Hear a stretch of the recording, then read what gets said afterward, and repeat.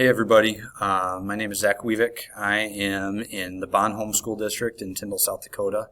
Actually, my current role is Dean of Students. I kind of serve as the middle school, high school Dean of Students, which is a wide variety of tasks and different things. I deal with a lot of the behavior issues that arise in the school district, and so I'll kind of get into that as I talk about the book talk, about what I went over, as it kind of relates a lot to that stuff. But the book that I ultimately chose for this book talk and to read for this class was the Help for Billy book. And the reason behind choosing the book was because this book has been brought up numerous times to me by colleagues, by fellow staff members, and also by professional development opportunities I've had the ability to go see and talk to, that they've directly related back to this book and recommended this book, but I'd never had an opportunity to read the book. And so when I saw this as on the list of a potential read for our class, I immediately knew I was going to choose that one to read.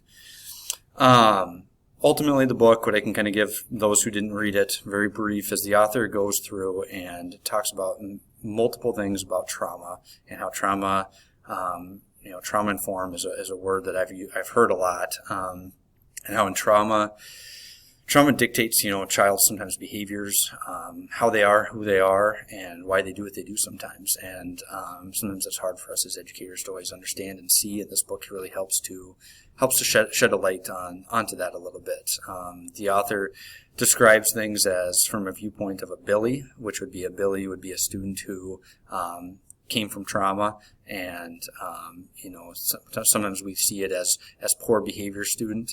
And then an Andy, which comes from a nurturing, caring household, and that doesn't have as much trauma in the background of their life, and how the things that we do and the things that we say, how a Billy would take that and how an Andy would take that, and how that goes to their learning. And so a very, very informative book that I was able to make lots of connections to throughout the course of the book.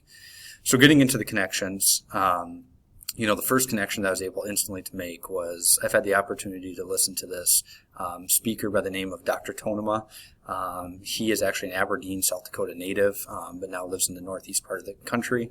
I've had the opportunity to listen to him twice, and he is all about childhood trauma. And this book just reiterates everything that I'd heard through this trauma conferences that I've had the opportunity to go see and listen to, and just about how trauma defines, it doesn't define a student, but it sometimes explains the behaviors that go on and the reasonings behind things, and pinpointing that trauma and that trigger, and understanding how you can help students, even the hard ones, and understanding a lot of times, trauma is behind that. And the author touches a lot on that anymore, almost every single child that comes through our doors has experienced some sort of trauma.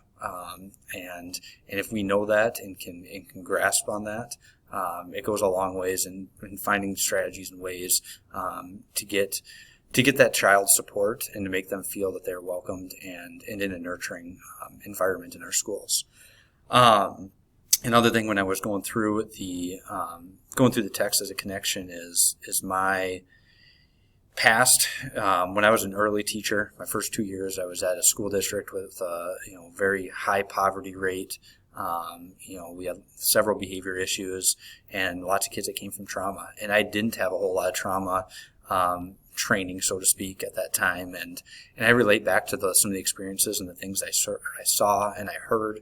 And you bring it back to while you're reading the book and about the strategies and techniques that you can do, and maybe why the students were acting the way that they were. You instantly relate to that. On the flip side, now as being an administrator, I always knew trauma was going on, and you hear of certain kids in your classroom or class list of certain traumas that go on when you're an educator. But now being an administrator, the amount of phone calls I've had to field strictly on tough situations that are going on in kids' lives that even our teachers don't know about. It's heartbreaking to hear some of those things and to know what our students are going through. Recently, just this week, I did a house call with our local law enforcement of a group of three middle school girls, sisters, that we were very concerned with. And walking into that house and talking to that mom about what they're going through and seeing it firsthand, your heart pulls a little bit for them, and you can see how important it is, those relationships, and that creating that welcoming environment in our school is to give those girls an opportunity to not only succeed, but to also feel like they're accepted as well. So those are the connections I've made throughout the course of the book. The biggest takeaways I had was through the belief systems. The belief systems chapter was just powerful.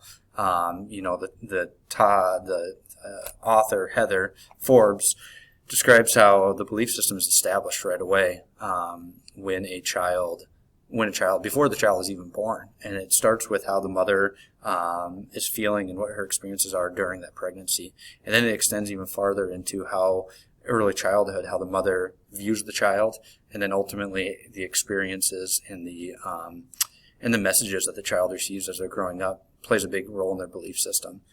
In education, in the classrooms and in the schools, belief systems also, it goes into so much more into like the grading systems and how we praise students. Sometimes we believe that we're praising students and saying things to build them up and make them feel powerful, while the author goes into different discussions of how sometimes the messages that we convey to Billy, he might be taking it negatively. Even though we're saying a positive thing or saying it in a positive way, it might be a negative comment towards it, to him, in his view, in his eyes, because of the things that he's experienced. Whereas an Andy's going to take that and run with it and just love it. And so, being cognizant and aware of that as educators, that chapter was a pretty powerful one for me to read through. Getting into the challenges and obstacles,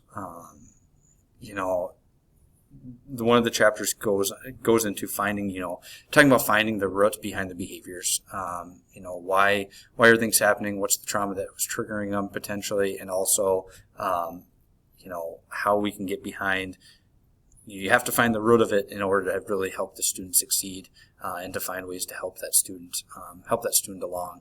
And so I see this as being a challenge in my role, is because sometimes you don't know the outside stuff that's going on. Sometimes you don't know the home life situations. Sometimes you don't know the past history. And if you're not given that information, sometimes it can be really hard to understand where that kid is coming from. Two questions that the author gives us in these situations to ask is what is driving the student's behavior?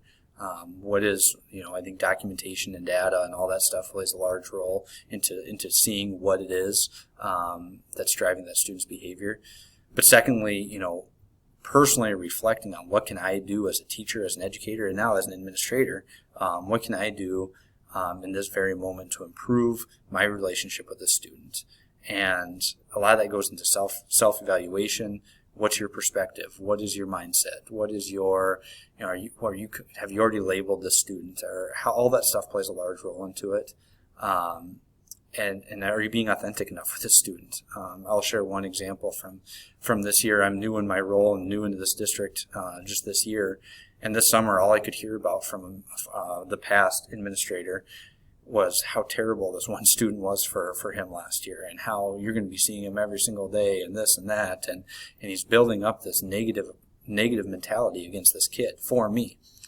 Well, I went into the year with a very, very open mindset and open look about this kid, and I immediately tried to create this relationship with the student, not in a negative way, not in anything else, but just starting to right from day one, going out of my way to say hi, or if it was a quick introduction, and then just placing myself, being around him, now and then, and just having conversations about so much more than just school, figuring out his likes and dislikes, and bridging that gap of creating that relationship.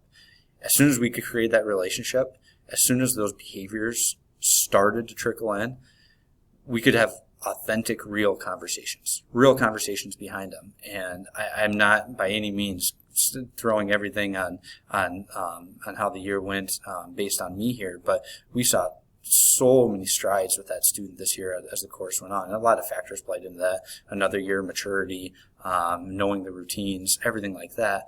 But I firmly believe me having that opportunity to develop that relationship with that student went a long ways, and being authentic with that student went a long ways in helping him feel supported. I think he felt support, and he felt that I was being real with him, and because of that, we saw a lot of behaviors go down this year.